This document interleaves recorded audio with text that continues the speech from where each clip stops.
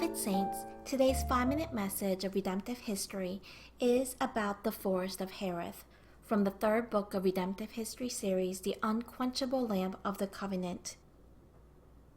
From the sixth place of refuge, Mizpeh of Moab, David went to the Forest of Hereth. This is because through prophet Gad, David received the command to go into the land of Judah. In 1 Samuel 22 verse 5 it says, "And the prophet Gad said to David, 'Do not stay in the stronghold, depart, and go into the land of Judah.' So David departed and went into the Forest of Hereth." Meanwhile, King Saul heard from his servant Doeg that the priest Ahimelech inquired of the Lord for David, gave him provisions, and gave him the sword of Goliath the Philistine. Then Saul commanded Doeg to kill Ahimelech and the 85 priests in Nob, and brutally massacre the men, women, infants, children, and even the animals of Nob, the city of priests. This is in 1 Samuel 22 verses 18 to 19. Only one of Ahimelech's sons, named Abiathar, escaped with his life and fled to David to tell him what had occurred. In the past, when David went to Nob, which was the third place of refuge, he did not tell the truth that King Saul was chasing him. So David's heart probably felt like it would collapse in misery as he thought about how Ahimelech and all the innocent priests were killed because of him. David was overcome with righteous indignation as he thought about Doeg and the bloody massacre he had committed. David wrote Psalms 52 in the midst of great anguish and frustration. In Psalms 52 verse 1 it says, "When Doeg the Edomite came and told Saul and said to him, 'David had come to the house of Ahimelech.'" David wrote, "Why do you boast in evil, O mighty man? The loving kindness of God endures all day long."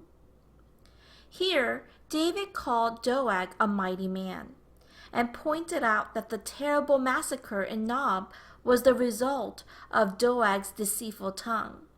He also called him a sharp laser or worker of deceit. In Psalms 52 verses 2 to 3 it says, "Your tongue devises destruction like a sharp laser, O worker of deceit. You love evil more than good, falsehood more than speaking what is right." Selah. As the Bible states, tongues like Doeg's, which plot against others, are like a sharp sword that strikes and kills. Men like Doeg may appear to prosper for the moment, but they will be snatched up from their tents forever. They will be uprooted from the land of the living and be totally destroyed. In Psalms 52 verses 5 and 7 it says, "But God will break you down forever. He will snatch you up and tear you away from your tent and uproot you from the land of the living. Behold, the man who would not make God his refuge, but trusted in the abundance of his riches and was strong in his evil desire." Everyone, David fled to Forest of Hereth. Hereth means a dense forest. When we look in the Bible, Jesus Christ is also described as a green tree and a large tree. Jesus Christ is the large and dense forest of life that can embrace the entire people of God. Those who firmly trust in God even in times of despair will be as secure as the evergreen olive tree. In Psalms 52 verse 8 it says, "But I am like an olive tree flourishing in the house of God. I trust in God's unfailing love forever and ever." Beloved saints, let us not be like Doeg, whose roots were completely uprooted from the land of the living and totally destroyed. He used his deceitful tongue to slander innocent people to death. Instead, let us use our tongue wisely to heal and save others, so that their hearts will rejoice and be refreshed. Let us dwell in Jesus Christ, who is the evergreen tree, and be victorious in our life.